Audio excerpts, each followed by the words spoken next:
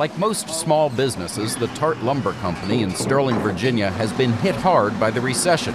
Craig Fritchie says the last thing small business owners need now is a tax increase. The thing is, I won't go out and hire more people if these tax cuts go through because I won't have the money to invest in the business as much. But President Obama wants to allow the Bush tax cuts to expire at the end of the year for individuals making more than $200,000 and for couples making more than $250,000. That includes thousands of small businesses that file their business income on their personal taxes. If the tax cuts do expire, the top rate for business owners will increase from 35% to 39.6%. For a business that brings in about $400,000 a year, that's about $12,000 more in taxes. And for a business with income of $2.5 million, taxes would go up about $108,000.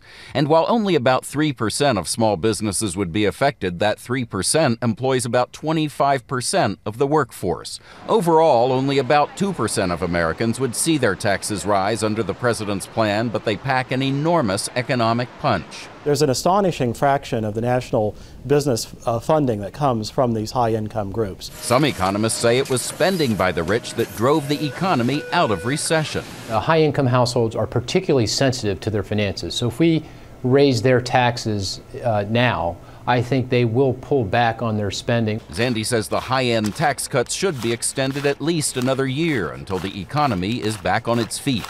President Obama, though, is unconvinced. He wants the tax cuts for the rich to expire. It's partly about fairness, but the administration says it's also about being fiscally responsible. Borrowing to finance tax cuts for the top 2% would be a $700 billion fiscal mistake. It's not the prescription the economy needs right now, and the country can't afford it.